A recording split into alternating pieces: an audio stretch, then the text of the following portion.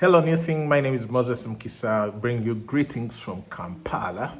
I serve you in Kampala at Worship Harvest, and I'm so glad to send this greetings video. We've been well. I am well. My family is well. And as a church, we are all right. We are well. It's been a great time to bring to light the things that we have always been trying to implement. The missional communities have been great sources of strength and support for a lot of our members. And so the church has been able to do well through this season, mainly because of the missional communities and also the fact that we've been able to do online services and also our online small missional community groups because we send a live video and then they discuss within their Zoom groups that are hosted by the missional community leaders. So it's been a great time to see how mission works in this context, in this time.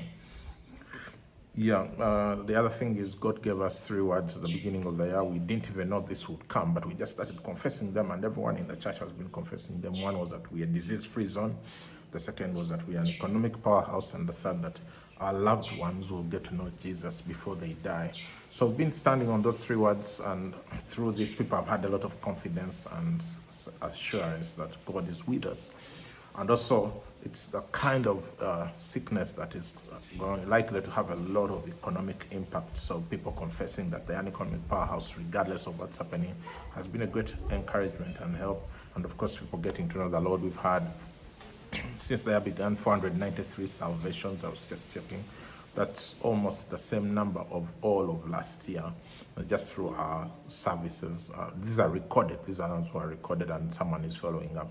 So we thank God for that. As a nation, we haven't been severely negatively impacted as far as the sickness is concerned because the president and the cabinet, they made a quick decision to shut down the airport and public transport, private transport, everything. We've been in lockdown. We have a 35-day lockdown season because it was 14 days and they added 21. And so sort of able to arrest the sickness. We've so far had 79 cases in Uganda, and more than 40 have recovered and no deaths.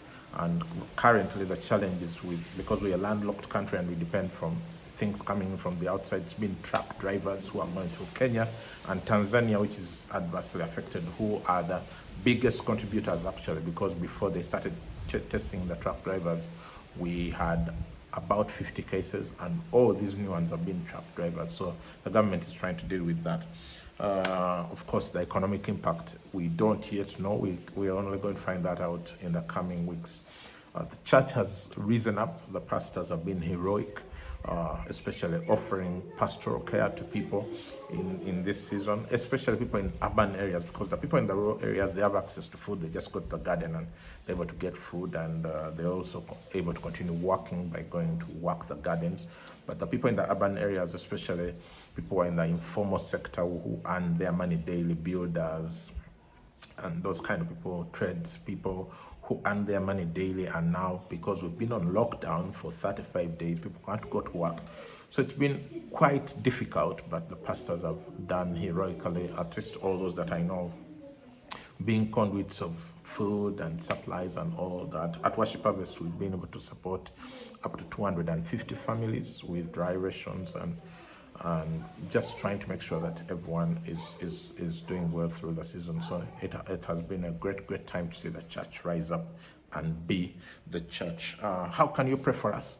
That when we get back, we will not lose mission, that we will not go off mission. When things like this happen, there's a temptation, instead of getting better and instead of learning from it and getting better at the mission Jesus called us to, sometimes the temptation is to go off mission and start engaging in things that are not in line with what we've been called to. So especially those of us who are committed to church planting and making sure that there is a life-giving church everywhere there are people, it's important that we don't get disrupted by this and sort of succumb to it and go off mission. So that's our prayer, that we'll stay on mission, that our leaders will remain strong, that people will come back when we start gathering again, and they will engage in the mission of the church and not just religious attending, because my suspicion is a lot of people are going to come to church when this whole thing is over, because out of fear and all of that, And churches may be tempted to just hog in people who are PWMers instead of